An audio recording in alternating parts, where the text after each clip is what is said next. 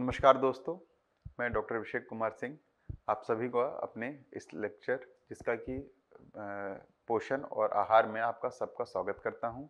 आज हम मॉड्यूल 4 में पाचन प्रणाली और पोषक तत्वों का अवशोषण इस पे बातचीत करेंगे। इसके तहत आज हम लेक्चर नंबर 18 जिसमें कि हम पाचन प्रक्रिया और पोषक तत्वों का अवशोषण इसमें भाग 1 पे आज हम बातचीत करेंगे। तो सबसे पहले हम जानते हैं डाइजेशन या पाचन क्या होता है।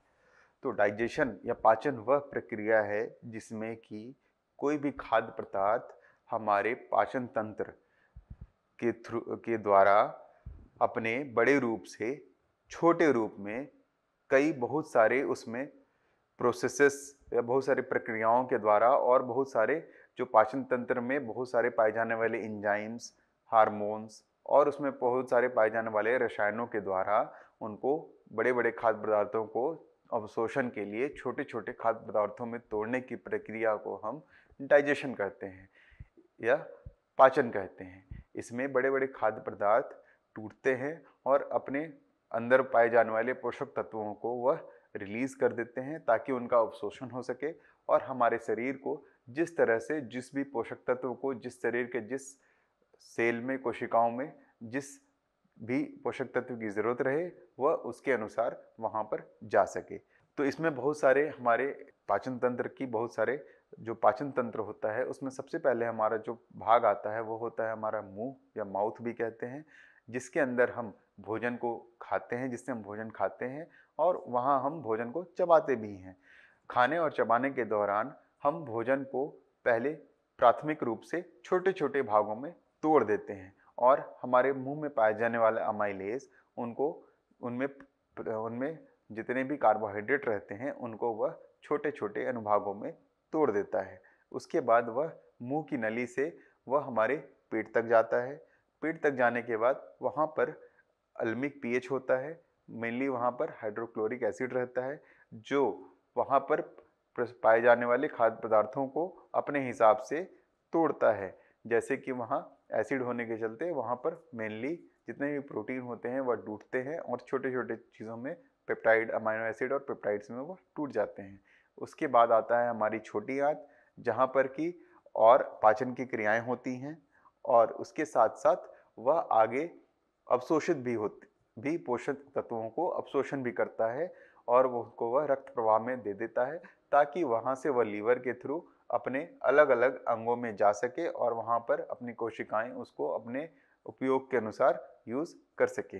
उसके बाद जो भाग हमारा पाचन प्रक्रिया के द्वारा या पाचन तंत्र के द्वारा तोड़ने के बाद अवशोषण होने के बाद जो बच जाता है वह बड़ी आंतों में जाता है। वहाँ पर उनका थोड़ा सा किण्वन की प्रक्रिया, कुछ जीवाणु रहते हैं, वह कुछ किण्वन प्रक्रिया के द्वारा कुछ उनको थोड़ा सा और पाचन करते हैं और उसके बाद जो अपचित रह जाता है वह मल के थ्रू, मल के द्वार हमारे शरीर से बाहर निकल जाता है। तो यह हमारे पाचन तंत्र की एक छोटी सी एक रूपरेखा थी। अब हम इसी रूपरेखा के अनुसार आगे बढ़ते हुए और इसके बारे में विस्तार से जानते हैं। इसके बाद आता है एब्जॉर्प्शन या अवशोषण। तो अवशोषण वह प्रक्रिया है जिसमें कि जो पाचन तंत्र के द्वारा जो हमारे भोजन को या हमारे खाद्य पदार्थ को छोटे छोटे भागों में जो बांट दिया गया था उसको कैसे हमारा शरीर अवशोषित करके यूज करता है, उसी प्रक्रिया को हम, उसी अवशोषण प्रक्रिया को हम अवशोषण कहते हैं और वह रक्त प्रवाह में जाता है। वहाँ से वह लीवर में और अन्य दूसरे ऑर्गन्स में जाता है। वहाँ उसकी चयापचय की क्रिया होती है और वह उसके बाद जिस भी भाग में, जिस भी कोशिकाओं में जिस तरह की ज़रूरत रहती है उसके अनुसार उसका उपयोग हमारा शरीर उन पोषक तत्वों को उस हिसाब से उपयोग कर लेता है। तो आप यहाँ देख सकते हैं कि कैसे कोई भी खाद्य पदार्थ हमारे मुंह से आया, वह डाइजेशन मतलब पाचन क्रियाएं हुई और वह बड़ा खाद्य पदार्थ जो है वह छोटे छोटे भागों में बट गया और फिर वह अवशोषण के जरिए हमारी छोटी आंतों से हमारे रक्त प्रवाह में आ गया और वहां से फिर वह आगे चला जाता है। तो यह जो अवशोषण होता है इसमें बहुत सारे प्रक्रियाएं होती हैं जिसके थ्रू कोई भी खाद्य पदार्थ जो होता है हमारे शरीर के अंदर छोटी आंतों के द्वारा अवशोषित किया जाता है। तो उनमें सबसे पहला होता है पैरासेल्युलर फ्लक्स, जिसमें कि कुछ पदार्थ जैसे कि पानी और छोटे अणु जो होते हैं, हमारी जो छोटी आंतों में जो झिल्लियां रहती हैं उनके उनके उनके अंदर से वो आसानी से पार हो जाता है। उसमें यहाँ पैरासेल्युलर फ्लक्स में क्या होता है कि वहाँ पर हमारा कंसंट्रेशन ग्रेडियंट काम करता है, जहाँ पर कि जहाँ एक ज़्यादा भाग वाले से कम भाग वाले में वो अपने आप चला जाता है। इसमें किसी तरह की ऊर्जा की आवश्यकता नहीं रहती। दूसरा जो होता है प्रक्रिया वो है एक्टिव ट्रांसपोर्ट, जिसको कि हम सक्रिय परिवहन भी कहते हैं। एक्टिव ट्रांसपोर्ट में क्या होता है कि जो भी हमारी अवशोषण की प्रक्रिया होती है, जो छोटी आंतों के ऊपरी झिल्लियों से लेकर के रक्त प्रवाह तक में जो जाता है, वहाँ के बीच में उसे पार करने के लिए हमें ऊर्जा खपत करनी पड़ती है। ऊर्जा जो खपत करती हैं वह एटीपी और सोडियम पोटेशियम पंप को चलाने के लिए ऊर्जा खपत होती है। तो इसीलिए इसे हम एक्टिव ट्रांसपोर्ट कहते हैं या सक्रिय परिवहन कहते हैं, क्योंकि इसमें एक ऊर्जा की खपत हो रही है और सोडियम पोटेशियम पंप के थ्रू, मतलब सोडियम पोटेशियम पंप जो होता है वो हमारी झिल्लियों के ऊपरी भाग में पाया जाता है। वह जब हमें ऊर्जा मिलती है एटीपी के फॉर्म से, तो वह खुल जाता है, उसका द्वार खुल जाता है और उसके थ्रू कोई भी खाद्य पदार्थ या पोषक तत्व हमारे छोटी आंतों को पार कर रक्त प्रवाह में चला जाता है। तीसरा प्रक्रिया है फैसिलिटेड डिफ्यूजन या सुगम प्रसार। इसमें एक वाहक की तरह, कैरियर की तरह कुछ काम करते हैं, कुछ प्रोटीन हुए या कुछ सरल प्रकार के पदार्थ होते हैं जो झिल्लियों के दोनों तरफ पाए जाते हैं और वह एक तरफ से लेकर के अपने साथ बांध करके पोषक तत्वों को दूसरी तरफ ले जाते हैं। इसको हम फैसिलिटेड डिफ्यूजन भी कहते हैं या सुगम प्रसार कहते हैं। चौथा है तो है पाइनोसाइटोसिस। इसमें बड़े अणु जो होते हैं वो कोशिका की झिल्लियों को अवशोषण के माध्यम से कोशिका में चले जाते हैं। तो इस तरह से पाचन तंत्र के आधार पे जो हम जानवरों को या इंसानों को जो हम वर्गीकृत करते हैं, उनमें दो वर्ग में उन्हें विभाजित किया जाता है। एक होता है रूमिनेंट्स, जिसमें कि 4 पेट पाए जाने वाले जानवर, या उन्हें हम रूमिनेंट्स भी कहते हैं, जिनका कि पाचन तंत्र में 4 पेट पाए जाते हैं, जैसे कि रूमेन, रेटिकुलम, ओमेजम एंड एबोमेजम। उसी तरह जो रूमेन होता है उसमें बहुत सारे कीटाणु पाए जाते हैं, बहुत सारे जीवाणु पाए जाते हैं, जैसे कि बैक्टीरिया, फंजाई, प्रोटोजोआ, इस तरह के अलग अलग बहुत सारे परजीवी पाए जाते हैं, जो कि अपने बहुत सारे एंजाइम्स के थ्रू वो वहाँ किण्वन की प्रक्रिया करते हैं और भोजन को पचाने में वो मदद करते हैं। वहीं दूसरी तरफ गैर जुगाली करने वाले या नॉन रूमिनेंट जानवर भी होते हैं, जैसे कि इंसान, मुर्गा, मुर्गी, सूअर, ये सब ऐसे जानवर होते हैं जिनमें कि जुगालियां नहीं होती हैं और इनका जो पेट होता है वह एक ही पेट वाले, यानी कि इसे हम गैर जुगाली करने वाले नॉन रूमिनेंट्स या मोनोगैस्ट्रिक एनिमल भी कहते हैं। इनमें एक सरल कक्षीय पेट होता है जिसमें कि सारी पाचन की प्रक्रिया होती है। इसके अलावा कुछ जानवर ऐसे भी होते हैं जिनमें जो आंतों के पश्च भाग में किण्वन की प्रक्रिया होती है, जैसे कि घोड़े या खरगोश। इनमें जो होता है यह घास फूस या हरा चारा ये इसलिए पचा पाते हैं क्योंकि इनके जो आंतों के पश्च भाग में किण्वन की प्रक्रिया होती है, वहाँ पर बहुत सारे जीवाणु पाए जाते हैं जो कि अपने एंजाइम्स को सिक्रीट करते हैं और इस तरह के घास पात और इस तरह के पौधों को वो डाइजेस्ट या पाचन कर पाते हैं उनका। तो इनका हम इस चित्र में यही दर्शाया गया है कि किस तरह से एक इंसान का, एक सूअर का, ये किस तरह से पाचन प्रक्रियाएं होती हैं, जिसमें कि मुंह के थ्रू, मुंह के द्वारा, मुख्य द्वार से वो भोजन प्राप्त करते हैं। वहाँ पर मुंह में फिर सलेवरी ग्लैंड होते हैं जो कि अल्फा एमाइलेज जैसे एंजाइम्स को सिक्रीट करते हैं। इसके अलावा इसोफेगस जो मुंह की नली होती है, उससे भोजन जो होता है वह हमारे पेटों में जाता है। पेटों से फिर वहाँ पर लीवर, गॉल ब्लैडर और पैनक्रियाज अपने अपने एंजाइम सिक्रीट करके उनका शोषण करके उनको पाचन प्रक्रिया में मदद करते हैं। इसके बाद यह छोटी आंतों और बड़ी आंतों से के थ्रू अलग अलग पाचन प्रक्रिया होने के बाद बाहर निकल जाता है। वहीं अगर हम देखें रूमिनेंट्स में, तो हम या जुगाली करने वाले जानवरों में तो हम ये देखते हैं कि उनमें भी मुंह से वो भी भोजन ग्रहण करते हैं। मुंह की नली से भोजन जो होता है उनके सबसे पहले जो उनका पेट होता है वह 4 भागों में विभाजित रहता है। तो वह एक रूमेन में जाता है, वहाँ पर बहुत सारी किण्वन की प्रक्रिया होती हैं। उसके बाद वह रूमेन के बाद रेटिकुलम में जाता है, रेटिकुलम के बाद फिर इस एबोमेजम में जाता है, फिर ओमेजम में जाता है और फिर वहाँ के बाद वह छोटी आंतों में, फिर बड़ी आंतों के थ्रू वह पाचन की प्रक्रिया को पूरा करता है।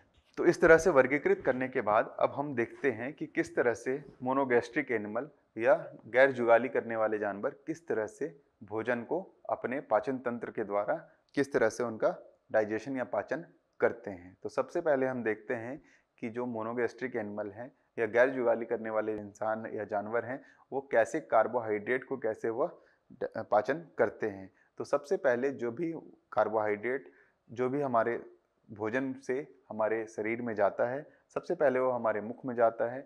वहाँ पर जो अमाइलेज जो हमारी लार होती हैं उसमें एक सेलेवरी अमाइलेज नाम का एंजाइम निकलता है। वह सेलेवरी अमाइलेज जो होता है वहाँ पर जितने भी मान लीजिए कि जैसे ये स्टार्च है जो हम रोटी खा रहे हैं या चावल खा रहे हैं उसमें स्टार्च रहता है, उसमें वह बीच में जा कर के जो उनके बंधन होते हैं रासायनिक बंधन होते हैं उनको वो अमाइलेज वह तोड़ देता है और इनको छोटे छोटे भागों में जैसे छोटे छोटे ग्लूकोज के भागों में वह तोड़ देता है। उसके बाद उसकी पाचन क्रियाएं चलती हैं। तो सबसे पहले जो कार्बोहाइड्रेट का जो डाइजेशन या पाचन होती है वह सबसे पहले हमारे मुंह में स्टार्ट होता है और वहाँ पर लार जो होता है वो अल्फा अमाइलेज के थ्रू उसको पाचन उसको तोड़ता है और छोटे छोटे भागों में बदल देता है।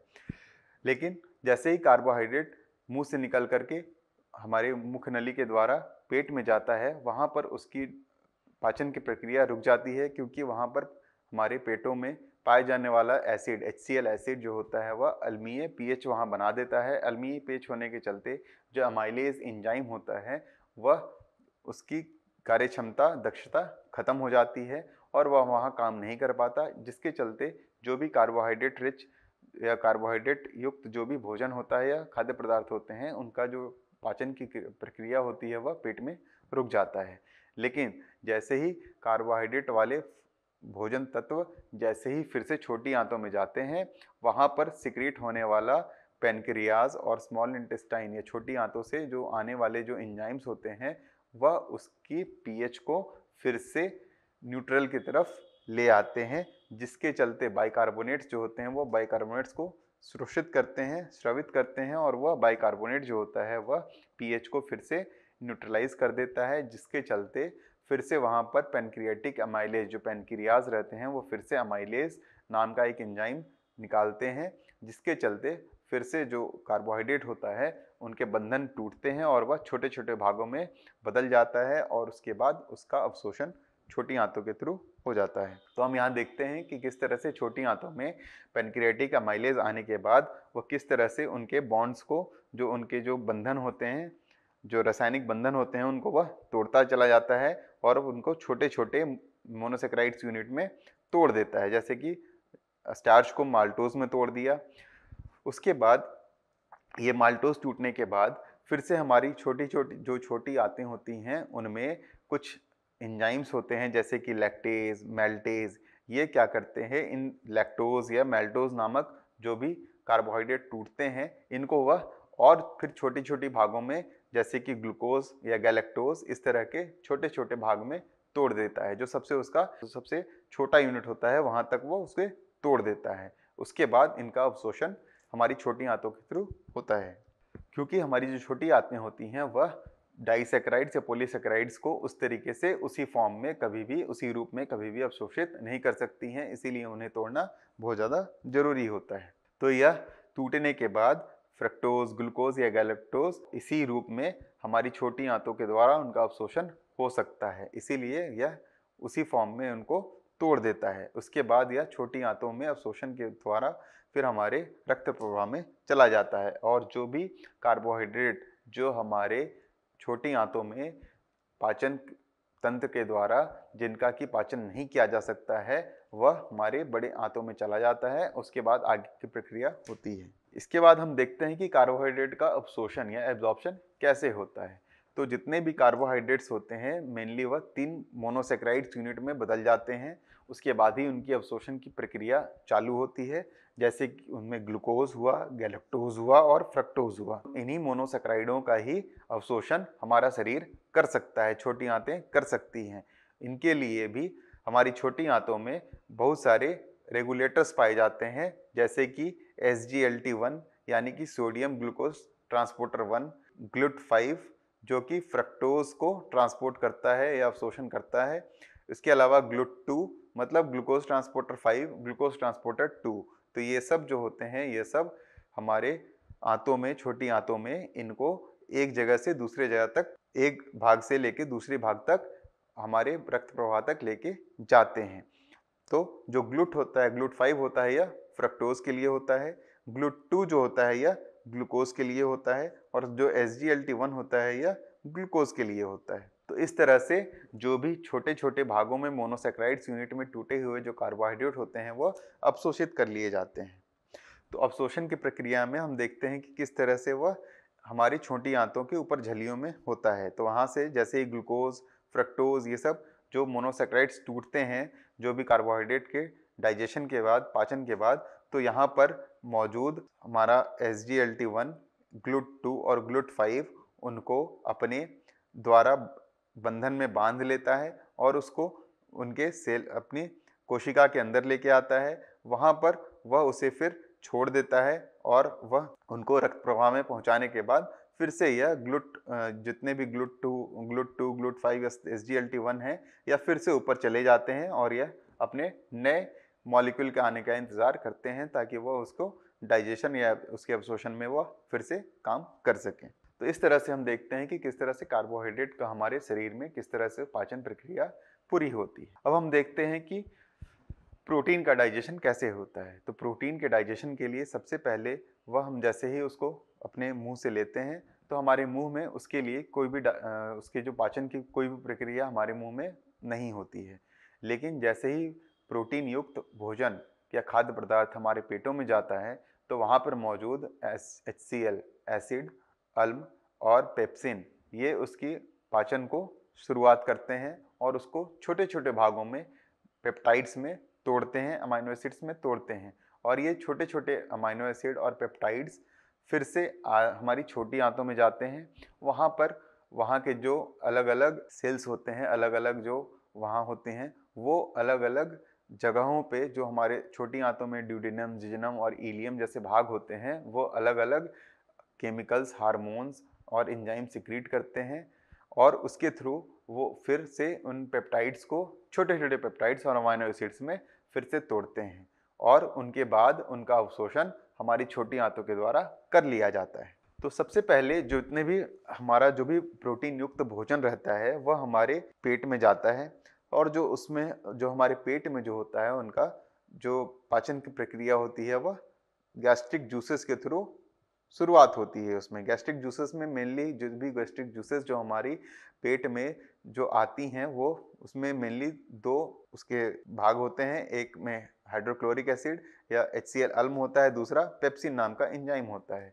तो ये जो HCl होता है यह जितने भी उसमें इस तरह के कोई और जीवाणु अगर कोई रहें तो उनको वह मार देता है और जो उसमें जो खाद्य पदार्थ में जो भी हमारे प्रोटीन रहता है उसको वह तोड़ देता है, उसको डीनेचर करता है या उसको तोड़ देता है। प्रोटीन को उसका जो रहता है उसमें जो कार्बन और अमीनो एसिड के बॉन्ड होते हैं उनको वह तोड़ देता है, उसको डीनेचरिंग प्रोसेस कहते हैं। इसके बाद पेप्सिन काम करता है। पेप्सिन जो होता है वो एसिड स्टेबल होता है, मतलब जो इतना जो एसिड जो HCl के चलते, जो अल्म के चलते जो pH हुआ है वह उसमें स्टेबल रहता है, उसमें वो उसका घटन नहीं होता है। वह इनएक्टिव जाइमोजेंस, पेप्सिनोजेन सिक्रीट करता है और वह जो होता है वह उनको प्रोटीन को पॉलीपेप्टाइड्स और अमाइनो एसिड्स में तोड़ देता है। तो इस तरह से हमारे पेट में प्रोटीन का पाचन प्रक्रियाएं होती हैं। पेट से निकलने के बाद वह प्रोटीन जो पेप्टाइड्स और अमाइनो एसिड्स हमारे स्मॉल इंटेस्टाइन या छोटी आंतों में जाता है। वहाँ पर पैनक्रियाटिक एंजाइम्स, पैनक्रियाज जो होते हैं वह फिर से पैनक्रियाटिक एंजाइम्स को स्रावित करते हैं और यह बहुत सारे हार्मोन्स के थ्रू कंट्रोल किया जाता है या नियंत्रित किया जाता है, जिसमें कि हार्मोन्स CCK1 एंड सिक्रिटीन, दो तरह के हार्मोन आते हैं, CCK1 और सिक्रिटीन।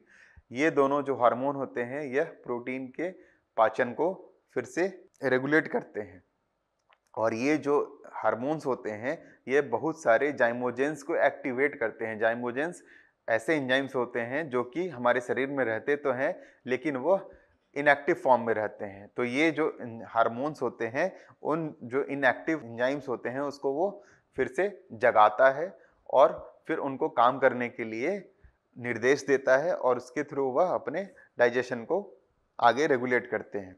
तो CCK1 और जो सिक्रिटीन होता है वह फिर जाइमोजेन, ट्रिप्सिनोजेन, कीमोट्रिप्सिनोजेन, प्रोटीलेजेस, प्रो कार्बोक्सीपेप्टिडेजेस, इनको ये जो जाइमोजेंस होते हैं इनको वो जगाता है और वह उनको इंटरोपेप्टिडेज, ट्रिप्सिन, कीमोट्रिप्सिन को ट्रिप्सिन में कन्वर्ट करता है, इलास्टेजेस को ट्रिप्सिन में बदल देता है, कार्बोक्सीपेप्टिडेज को ट्रिप्सिन में बदल देता है और इनके थ्रू जितने भी प्रोटीन में अलग अलग जो रासायनिक बंधन होते हैं वह उनको तोड़ता चला जाता है। तो हम देखते हैं कि किस तरह से यह, जैसे ये प्रोटीन की संरचना है तो अलग अलग जो ये एंजाइम्स सोए हुए थे वो जाग जाते हैं और यह जाग करके अलग अलग हमारे जितने भी प्रोटीन के जो भी बंधन रहते हैं, रासायनिक बंधन रहते हैं, उनके अलग अलग भाग में जाके अलग अलग तोड़ता है। जैसे कि हम देखें कि ट्रिप्सिन जो होता है यह हमारे जो भी अमाइनो एसिड जिसमें कि अर्जिनिन और लाइसिन होते हैं, इनमें यह कार्बन और जो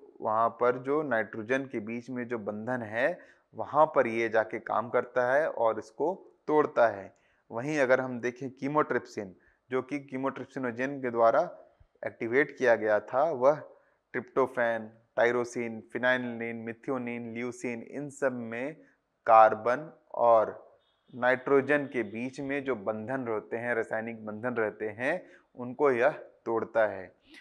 वहीं हम देखें एलास्टेजेस एंजाइम, यह एलास्टेजेस जो होता है यह एलानिन, ग्लाइसिन और सेरिन नामक अमाइनो एसिड्स वाले जितने भी प्रोटीन रहते हैं उनके बीच में कार्बन और नाइट्रोजन के बॉन्ड को, बंधन को, रासायनिक बंधन को तोड़ता है।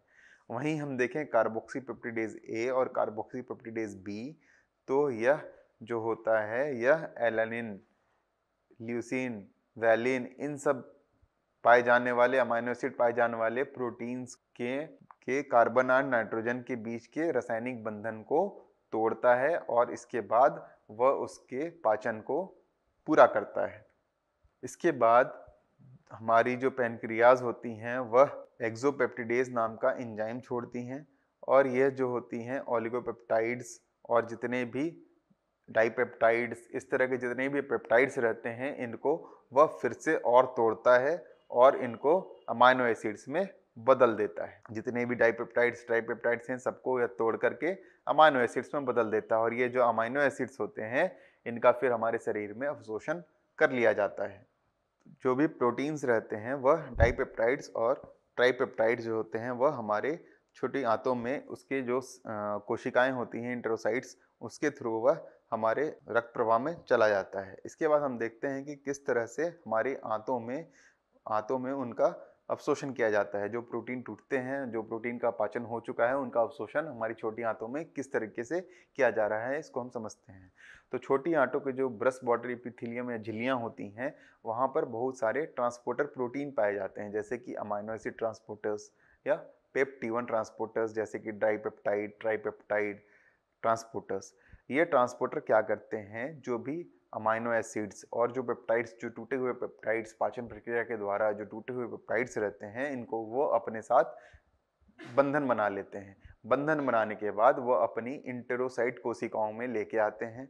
वहाँ पर भी कुछ पेप्टिडेज एंजाइम्स रहते हैं। वो पेप्टिडेज एंजाइम्स, इनको अगर कोई पेप्टाइड्स जो कि पाचन प्रक्रिया के दौरान जो छोटे छोटे पेप्टाइड्स रहते हैं जो बच जाते हैं, उनको वह और फिर छोटे छोटे भागों अमाइनो एसिड्स में तोड़ देता है और जो अमाइनो एसिड ट्रांसपोर्टर्स रहते हैं जो अपने साथ अमाइनो एसिड्स को बंधन बांध के लेके आते हैं, उन सबको एक साथ यहाँ पर लाके छोड़ देता है और फिर वो फिर से ये अपनी झिल्लियों में चला जाता है और ये जो अमाइनो एसिड आ जाते हैं यहाँ पर, वह हमारे रक्त प्रवाह में आते हैं। रक्त प्रवाह में आने के बाद वह लीवर में जाते हैं, वहाँ पर चयापचय की प्रक्रिया होती है और उसके बाद जो भी कोशिकाओं में जिस तरह की आवश्यकता होती है प्रोटीन की, वह उन कोशिकाओं में जाता है ताकि वह वहाँ पर यूज़ हो सके, उपयोग में आ सके। तो हमने देखा कि किस तरह से प्रोटीन के पाचन और अवशोषण हो गया। अब हम नेक्स्ट भाग में, इसी लेक्चर के अगले भाग में हम यह देखेंगे कि किस तरह से वसा का हमारे शरीर में पाचन और अवशोषण होता है। उसके बाद हम फिर और भी बातचीत करेंगे कि किस तरह से मोनोगैस्ट्रिक जानवरों को हमने देख लिया। अब हम पोलियोगैस्ट्रिक या जुगाली करने वाले जानवरों में किस तरह से पोषक तत्वों का पाचन और अवशोषण होता है, यह हम अगले भाग में फिर से डिस्कस करेंगे। धन्यवाद। अभी के लिए धन्यवाद। नमस्कार।